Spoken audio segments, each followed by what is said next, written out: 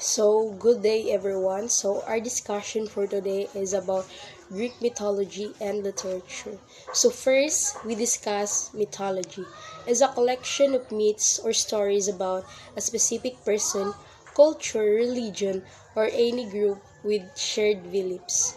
So, most people don't consider mythology to be an entirely true, but they still take it seriously. So, mythology refers to a collection of myths. The word myths comes from the Greek word mythos. So, mythos means story. Myths are stories relating to religion and culture, and they came from a tradition oral storytelling. So, we have mythology gods: Aphrodite, Artemis, Apollo, Ares, and so our next discussion is the Greek gods. So we have a 12 Olympians Greek gods. And they are Zeus, Poseidon, Hera, Dimitri, Aphrodite, Athena, Artemis, Apollo, Ares, Hephaestus, Hermes, and Hestia. So the Greek believed in gods and goddess who they thought had control every part of people's lives. So the ancient Greek believes that they had to pray to their gods for help and protection because if the gods were unhappy with someone, they would punish them. So Greek believed gods because natural events and made the world go round. So they create myths to explain these events and the god's actions. So the Greeks who believe in gods are Zeus, Apollo, Hermes, and Poseidon. So mo na to na-mention na po na to sila sa mythology gods. So they're also believing in. So we have Hephaestus, a Greek god or the mythology god. So Hephaestus is the Greek god of artisans, blacksmiths, carpenters, craftsmen, fire, metallurgy, metalworking, sculpture, and volcanoes. So Hephaestus made all the weapons of the gods. In Olympics, he served as the blacksmith of the gods and was worshipped in manufacturing and industrial centuries of Greece. So, particularly, Athens, the cult or Hephaestus was based in Lemnos. So, Hephaestus made a golden throne was cleverly crafted as a trap. So, when Hera saw it, she couldn't get off until she remitted. Good day, sir. Good day, everyone. I am Remely Castante, and I am the next to report about our topic. So, the other belief that the Greek had was about Demeter. Demeter was respected and worshipped by the Greek because of her power over their survival. She was believed to be the ancient Greek goddess of the harvest. She controlled the harvest and the seasons. She could cause famine all over the land. To the ancient Greeks, spring and summer signified the 6 months when Persephone returned from the underworld, and Demeter made the earth bloom and grow bountiful after her absence. When Persephone left the company of the gods and returned to the underworld, Demeter's loss was expressed in the barrenness of autumn and winter. So ang kwento ay nagsimula sa pagnanais ni Hades na angkinin si Persephone na anak ni Demeter para maging kanyang asawa na alam ni Persephone na kailanmay hindi sasang-ayon ang kanyang ina. Sa kagustuhan ni Hades na makuha si Persephone, ay dinukot niya ito at idinala sa underworld. Habang walang kaalam-alam si Demeter, sinabi ni Apollo, ang Diyos ng araw, kay Demeter ang lahat ng nangyari. Tumanggi si Demeter na tanggapin si Hades bilang angkop na asawa para sa kanyang pinakamamahal na anak na babae.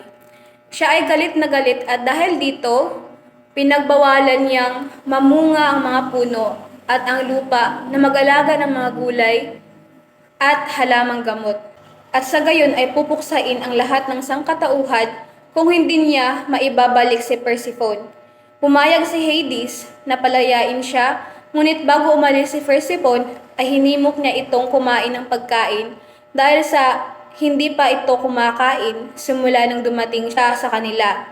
Ngunit ang sinumang makatikim ng pagkain ni Hades ay mahahatulan na manatili sa underworld magpakailanman. Isang kompromiso ang ginawa kung saan babalik si Persephone kay Hades sa loob ng 6 na buwan, na kung saan ito ay nagsisimbolo na ang lupa ay malamig at hindi gaanong mataba. Ngunit mayabong naman ito pagkatapos ng ilang buwan sa Greece. Now let's move forward to our next topic, which is the Oracle of Delphi. Delphi was an ancient religious sanctuary dedicated to the Greek god Apollo. Developed in the 8th century before Christ, the sanctuary was home to the Oracle of Delphi and the priestess Pythia, who was famed throughout the ancient world for divining the future. So the Delphic oracle was believed to deliver prophecies, and Greek consult or ask advice from this oracle and may be in demand to forecast um, war events and future political wars. So our next topic is all about heroes and mythology. Mythology is all about the belief or assumption that has grown up around someone or something.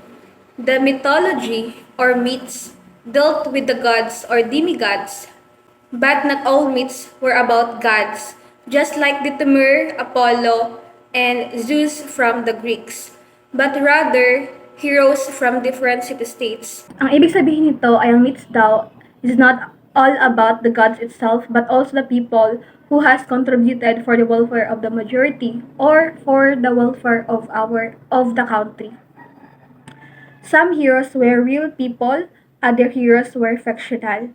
Just like sa ating bansa dito na si Dr. Hercelsag na pinamagatang bayani ng ating bansa who has fought through his pen to free our country. And others were fictional, yung mga gawa-gawa lang po ng mga tao. And that's all about my report. The other part will be reported or discussed by Josebel Carbajales.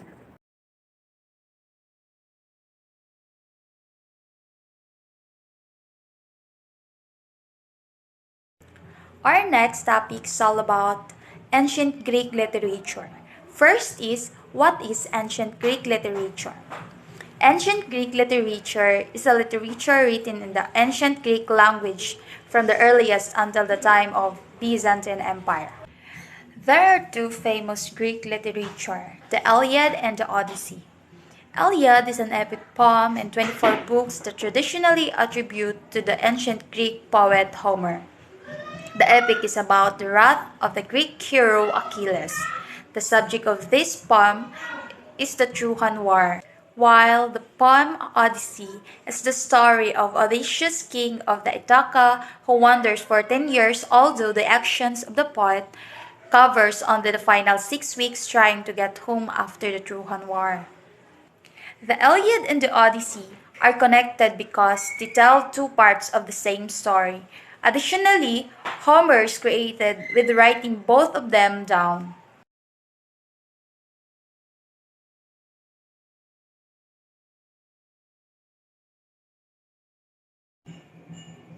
Let's move forward to our next topic, lyrics poetry. Lyrics poetry is a formal type of poetry which expresses personal emotions or feelings typically spoken in the first person. For example, Upon Julius Clothes by Robert Herrick and The Heart Asks Pleasure First by Emily Dickinson. Those are the examples of lyrics poetry.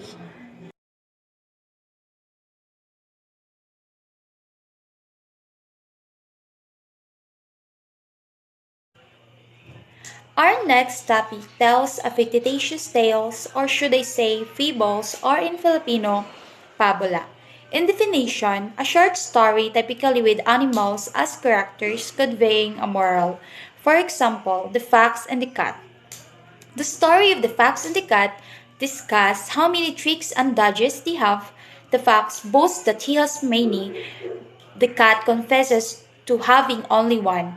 When hunters arrive with dogs, The cat climbs a tree, but the fox thinks of many ways without acting and is caught by the hounds.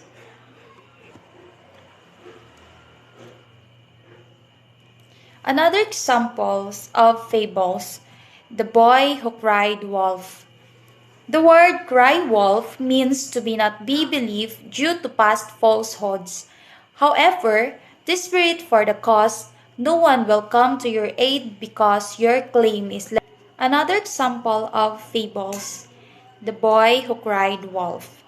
The word cry wolf means to be not be believed due to past falsehoods. However, desperate your cause, no one will come to your aid because your claim is literally unbelievable. Those are examples of fables that state fictitious tales. That's all.